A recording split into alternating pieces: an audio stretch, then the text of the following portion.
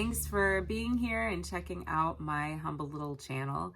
My name is Elizabeth. I like to talk about all things art related, specifically art e-commerce. I sell art online and I've sold art online for a number of years. I used to also be an art teacher, but now I sell art with print on demand as well, which is a service where you can make art and then have it printed onto products and shipped out directly from the printer. So if that's something you're interested in learning more about or just talking about, please hang around and like and subscribe. So today I'm going to start a new series where I just kind of talk to you every week. And sometimes I'm going to have larger topics. Sometimes I'm going to just kind of talk and chat with you. But I kind of, I've seen some different YouTubers and some different people do this where they just kind of talk and keep you company while you're crafting, while you're making things, while you're drawing. And I thought I would try it because I sometimes am lonely doing my crafting and stuff at home. And I like to listen to those types of things. So I thought, well, I'll just try this. So I'm going to be coming to you every week. If you like to just hang out and chat, like and subscribe and you'll be seeing more of me. Today is going to be kind of a hodgepodge of topics that I'm talking about today, because I'll be honest with you, this week I almost feel hungover. I am old. I'm not going to tell you how old I am, but I'm too old to feel hungover, and I haven't had a drink in like years. So I am not hungover from drinking at all. I am hungover from planning a 5-year-old's birthday party. And so I don't know what that says about me, but I'm exhausted. I'm really tired. I made an amazing birthday cake for my son for his 5th birthday party. But I feel like I planned a wedding because I made a cake, all these favors. And I think part of me did it, of course, because I wanted to do it. And I got a thrill out of being able to give him the cake that he wanted and all of the things that he wanted, didn't need necessarily. He wasn't like demanding them, which, might not have wanted to do it if that was the case, but no, I would have. But I knew it would just make his day. So I was getting a thrill out of making all of these things. But I also feel like when you're a creative person and when you create for a living, or even if you're just known for being kind of the creative in your group of friends, there's a certain pressure that comes with that you feel like, oh, I need to do something super creative for any kind of event. And I know that's something that I kind of put on myself. I don't know if you do that yourself as a creative person. And I think there's kind of a thrill that comes with it too. I enjoy kind of the challenge of doing something different creatively. But I think there is kind of that expectation in a way that, oh, this person's going to go and do something super neat and creative because that's kind of what they do. It's like when you see a doctor in an elevator and you want them to, look at a mole. It's kind of the same thing with creative people. It's like, can you, if you draw, you should be able to make an amazing cake as well. And sometimes that translates, sometimes it doesn't. For years, I've been a horrible baker. I have not been very good at baking. And I will still say, I don't think baking is my strongest point. I don't like the lack of control with baking, that you could bake something and you really don't know what it's going to taste like until it's all done and put together. And I like things that you can visualize a little bit more and have that sense of knowing that it's done and it looks a certain way and there's no surprises. But I'm starting to embrace that uncertainty of baking as well. So I made, and I'll put some pictures of it here up on the screen, but I made a 2-tier multi-layer, 2 different flavor cake with 3 different types of buttercream. And I made my own fondant, dyed it, and made characters for the cake as well. So I will say, as somebody who works from home, luckily I had the luxury of taking a week to make this cake. And I even started before that with making the fondant, because the fondant can, you know, it can last for months after you've made it. So I made it like a couple weeks earlier, and then kind of revisited it and warmed it up and kind of made the characters a little bit along the way as I was going. But yeah, I was so happy to be able to do it. But at the same time, I'm so happy that it's done and that I can kind of transition back into my drawing and all of my other art things that I do. But yeah, I feel like when you have an only child, you have a lot of, the birthday is not just one birthday, it's like a birthday week. You have like the family come on the actual birthday, you have like the friend birthday party, and then we had a classroom birthday party on Monday, and it's Wednesday now. So yesterday I was really dragging, and today I feel like I'm still coming back from just party planning mania. So we're probably not going to go that crazy for every birthday, but it's fun to do it occasionally. So yeah. So I find that when you take that break and you flex those creative muscles in a way where you don't have to worry about who's going to be purchasing this, and you're just kind of creating something that you know, is specifically for a certain person, or that they're going to love, if somebody in your family or your loved one. I think there's something in a way that's so much more satisfying with that, or satisfying, I guess, in a different way than when you are creating to sell things. I think I'm really excited when I find that people like the things that I make when they purchase them. But there's nothing better than your own child being super jazzed about a cake that you make them, right? So so whenever you get that chance to flex your creative muscles away from what you are doing, I think it's beneficial. And it's not only beneficial for emotionally, the thrill you get when you see other people like what you do. I think it's also beneficial because you're using your creativity in different ways that can then lead to new discoveries, that maybe you discover that you work better in 3D than in 2D, and that leads you down another road. Or maybe it's just something you discover about your creative process. But whenever you challenge yourself and you kind of go along those edges of the unknown, I think it's kind of cool to learn something new and to do something like that. So yeah, I enjoyed it. I'm glad it's over now. So now I am back to drawing. I am starting on a new project today. And I'm actually obviously putting that off right now because I am talking to you guys, but I will be starting as soon as I'm done with this video. And I also I'm going to show you guys these. I work with the iPad, and I work with Procreate, which is it's a software on the iPad. Many of you use it, but for those of you who don't know, that's what I use. And if you use the iPad, a lot of times it can feel like you are just slipping and sliding around. And I was using it without any of those abrasive paper-like covers. So really, it just feels like you're drawing, and you are with plastic on glass. And so your muscles kind of tense up, and you have to really control your muscles. And it's not the same kind of feeling as drawing with a pencil on paper.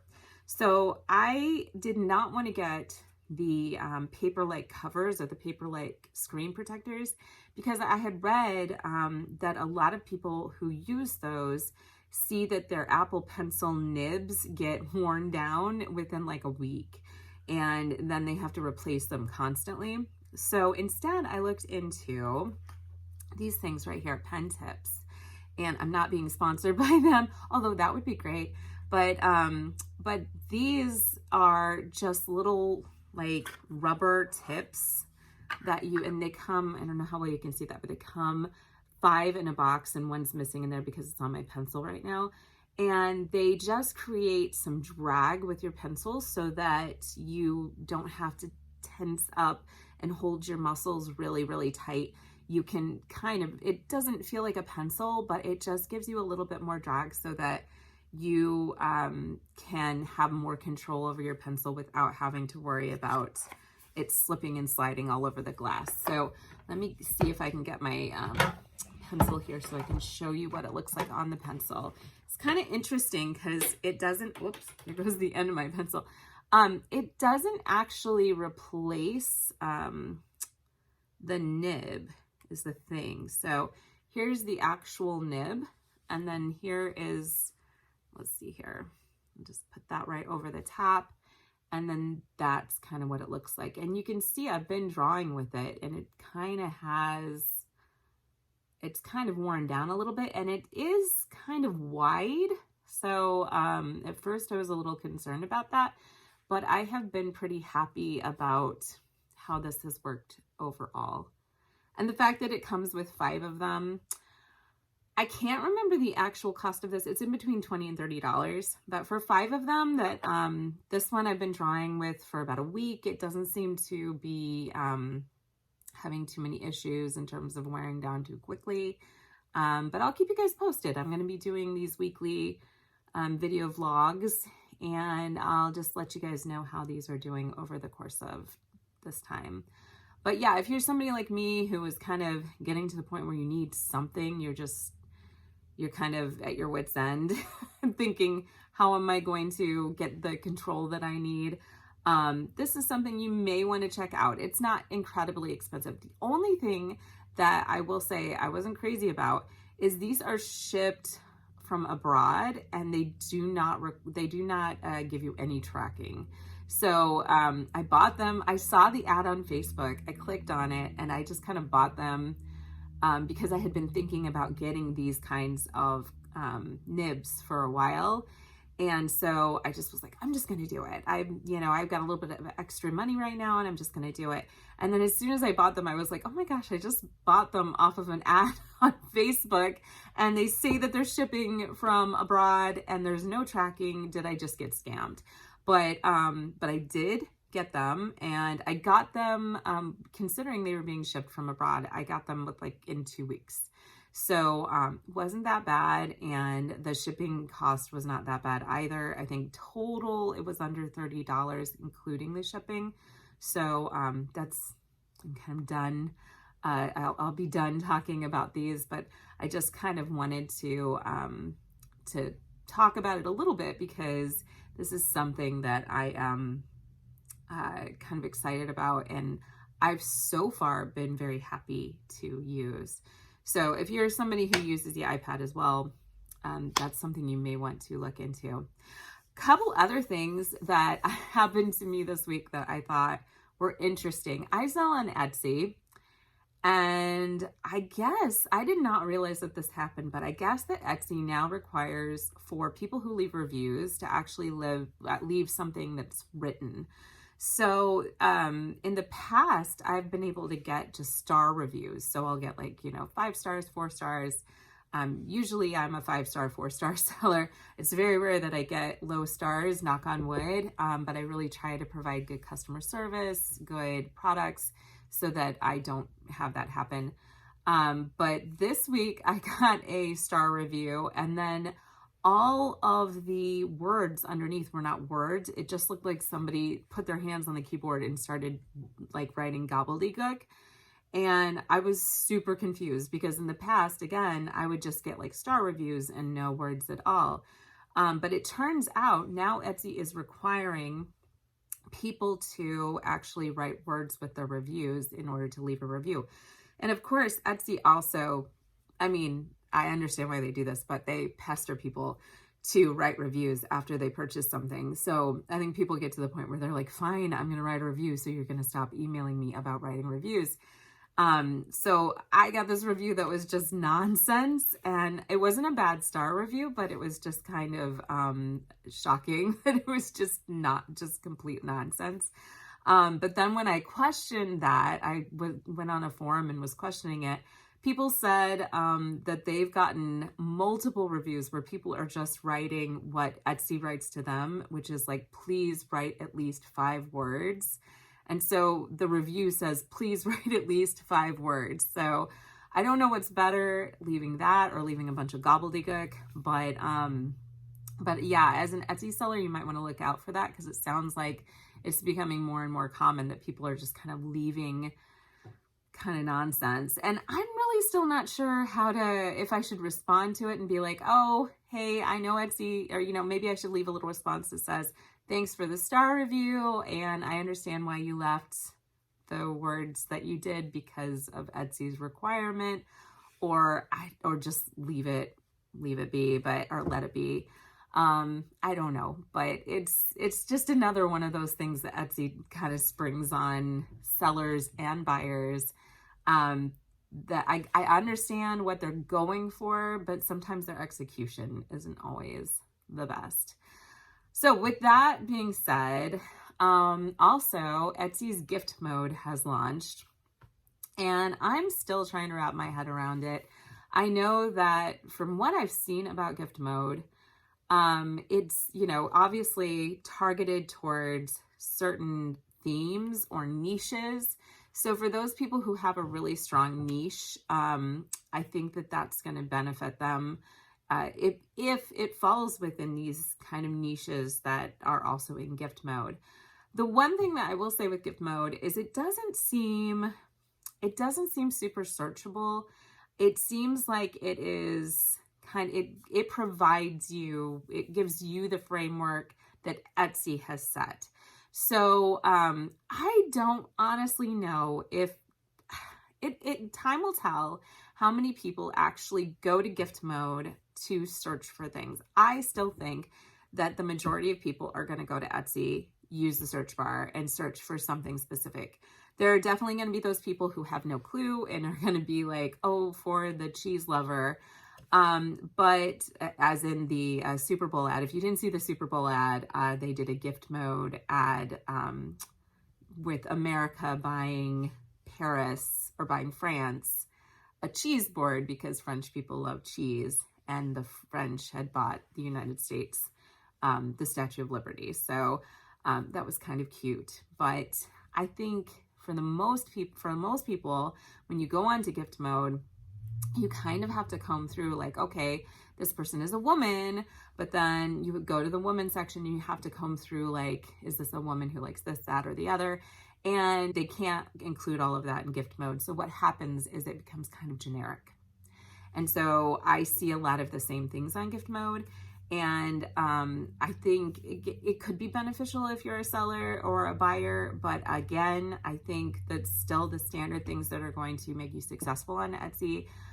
Good SEO, good photos, good reviews, which means you have good customer service and good products to begin with, that you care about your customers and what they're getting.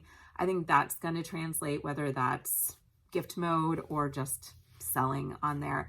I am somebody who has always sold on Etsy with no ads, so I don't know exactly how ads are going to work with gift mode as well. So that's something I'm going to explore a little bit more, and hopefully I'll talk about here as we go forward.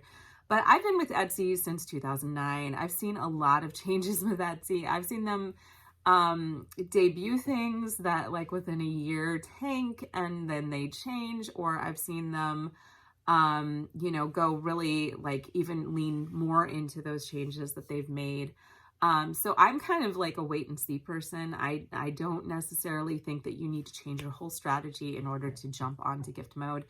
But if that's something that you think your shop is going to do well with, if you see that you are close to being within one of those main niches or those main themes that they have in gift mode, then by all means, go for it.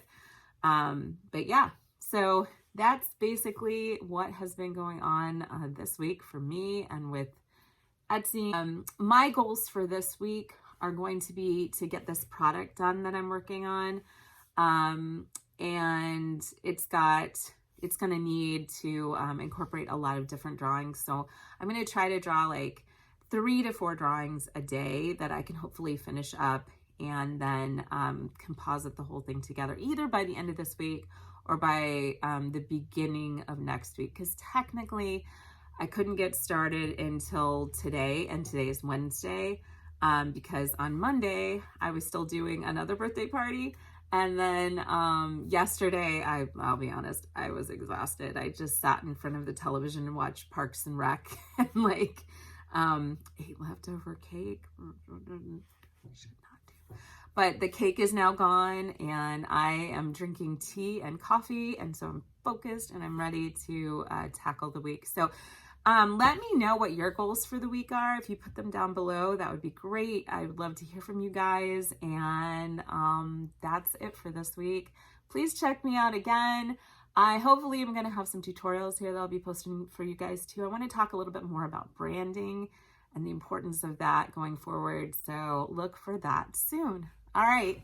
Again, thanks for checking out my humble little channel. My name is Elizabeth, and I will hopefully talk to you soon. Bye.